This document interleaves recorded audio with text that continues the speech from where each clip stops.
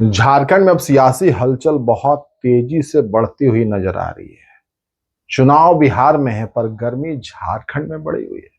लोग चाय की दुकानों से लेकर पार्टी दफ्तरों तक एक ही सवाल पूछ रहे हैं। तो यह सवाल बहुत बड़ा सवाल है, आखिर झारखंड मुक्ति मोर्चा के साथ बिहार चुनाव में क्या हुआ, क्यों हुआ और इसका जिम्मेदार कौन है। झारखंड की सबसे बड़ी पार्टी जिसकी पहचान सिर्फ राजनीतिक नहीं बल्कि आंदोलन, अस्मिता और संघर्ष से जुड़ी हुई है, वह पार्टी आज खुद को बिहार की राजनीति में अपमानित और ठगा हुआ महसूस कर रही है। सवाल ये उठ रहे हैं कि गठबंधन का समीकरण या विश्वासघात। बात गठबंधन धर्म की थी, लेकिन कहानी कुछ और हो गई। इंडिया गठबंधन के प्रमुख घटक दलों में राजद और कांग्रेस ने झारखंड में जेएमएम के साथ सत्ता साझा की और सरकार अभी चल रही है। वर्तमान सरकार में राजद के 4 विधायक और 4 में से 1 मंत्री। सब कुछ ठीक लग रहा है ना सुनने में, पर जैसे ही बिहार चुनाव का समय आया, सीट बंटवारे को लेकर पेच ऐसा फंसा कि झारखंड मुक्ति मोर्चा इस कदर नाराज हो गई कि चुनाव से ही अपने आप को अलग कर लिया। कह दिया कि न हम बिहार में चुनाव लड़ेंगे न किसी पार्टी का प्रचार करेंगे। ये भी कहा गया कि इंतहा हो गई इंतजार की। एक सीमा होती है टॉलरेट करने की। नाराजगी बहुत बढ़ चुकी है। जेएमएम को एक भी सीट नहीं मिली, न सम्मान मिला। पहले यह भी कहा गया था, ये भी बातें पार्टी की तरफ से आई, कहा गया था कि राजद कोटे से 2 सीटें दी जाएगी, एकोमोडेट किया जाएगा। फिर खामोशी हो गई। यानी एक ऐसी पार्टी जो झारखंड में सत्ता चला रही है, उसे बिहार में मंच तक नहीं मिला। सवाल उठ रहे हैं, झारखंडी अस्मिता बनाम बिहार की राजनीति, क्या कुछ चल रहा है। और यहीं से भावनात्मक लहर भी उठ रही है। झारखंड के लोगों को भी ये लग रहा है इस पूरे प्रकरण में राजनीति नहीं बल्कि स्वाभिमान का मुद्दा भी खड़ा हो रहा है। लोग कह रहे हैं, पार्टी के लोग भी कह रहे हैं, झारखंड मुक्ति मोर्चा से भी लोग कह रहे हैं, हमारी पार्टी जिसने अपने संघर्ष से राज बनाया उसको बिहार में साइडलाइन कर दिया गया। यह सिर्फ राजनीति नहीं, यह अपमान है।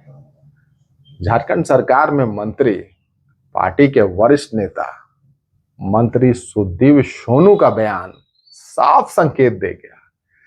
अगर हालात झारखंडियों के हितों के खिलाफ गए, पार्टी के खिलाफ गए, तो पार्टी आगे बड़ा फैसला ले सकती है। क्या यह संभव है? क्या क्या संभव है? क्या क्या फैसले लिए जा सकते हैं? वही क्या पार्टी अलग हो जाएगी? यानी इसको क्या समझा जाए? यह सिर्फ चुनावी प्रतिक्रिया नहीं है बल्कि राजनीतिक चेतावनी है। और याद दिला देते हैं आपको, सुदीप सोनू ने याद दिलवाया, राजद के ऊपर निशाना साधा। 2020 और 2025 की भी बात बताई। 2020 और 2025 में इतिहास दोहराया गया। जेएमएम का गुस्सा नया नहीं है। 2020 में भी बिहार चुनाव में 3 सीटों की बात कही गई थी झारखंड मुक्ति मोर्चा को, लेकिन वहां भी परिणाम शून्य पर गया था, यानी धोखा और निराशा। 2025 में भी वो कहानी दोहराई गई। कहा गया कि राजद अपने कोटे से 2 सीट देगी।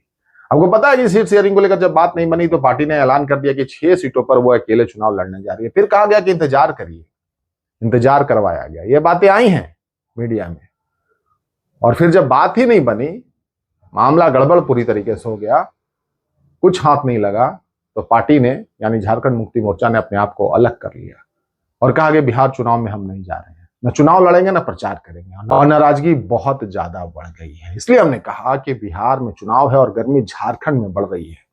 यह वही जेएमएम है जिसने कभी महागठबंधन को झारखंड में स्थिरता दी थी। वही पार्टी खुद को गठबंधन की उपेक्षित सहयोगी मान रही है। सियासत में शब्दों से ज्यादा वजन संकेतों का होता है। जेएमएम प्रवक्ता मनोज पांडे का बयान भी कुछ कह गया। उन्होंने कहा कि भैया इंतहा हो गई इंतजार की, हमने 6 सीटों पर चुनाव लड़ने का मन बना लिया था। कहा गया कि 2 सीट पर हम सोच रहे हैं, एकोमोडेट किया जाए, लेकिन कहानी आपको पता है। तो इस बयान ने गठबंधन के चमक पर स्याही फेर दी है। वहीं हजारीबाग के भाजपा सांसद मनीष जायसवाल इन बातों पर प्रतिक्रिया देते हैं जो हाल जेएमएम का बिहार में हुआ। उन्होंने कहा कि जेएमएम को मूर्ख बनाया गया। यह नेचुरल अलायंस नहीं है, लालच और मौका परस्ती का मेल है। और आप देखिएगा जो बातें कही गई थी पार्टी के महासचिव सह प्रवक्ता सुप्रियो भट्टाचार्य के द्वारा कि चुनाव के बाद, बिहार चुनाव के बाद समीक्षा होगी गठबंधन को लेकर, उन्होंने कहा कुछ नहीं होगा और यही हवाला दिया कि लालच और मौका परस्ती का मेल है ये गठबंधन, ये सरकार चलेगी, कुछ नहीं होने वाला है। उन्होंने भी तंज कसा। जेएमएम को चिंता करने की जरूरत है कि वो कैसे मौका परस्त लोगों के साथ है कि जब उनकी अपनी बारी थी तब उन्होंने बढ़ चढ़ करके आरजेडी को, कांग्रेस को अपना सीट दिया, समर्थन दिया। वही समझदारी उनको वहाँ भी मिलना चाहिए था, वही जो है वहाँ पर भी इस गठबंधन को दिखना चाहिए था। लेकिन ये तो लालच का जो है गठबंधन है, तो लालच में अपने हिस्से को लोग ज़्यादा देखते हैं और इनको मूर्ख बनाया गया है। लेकिन यहाँ पर भी सत्ता का मजबूरी है, वहाँ पर मूर्ख बनाए जाने के बाद भी आप देखिएगा कि यहाँ का गठबंधन चलता रहेगा।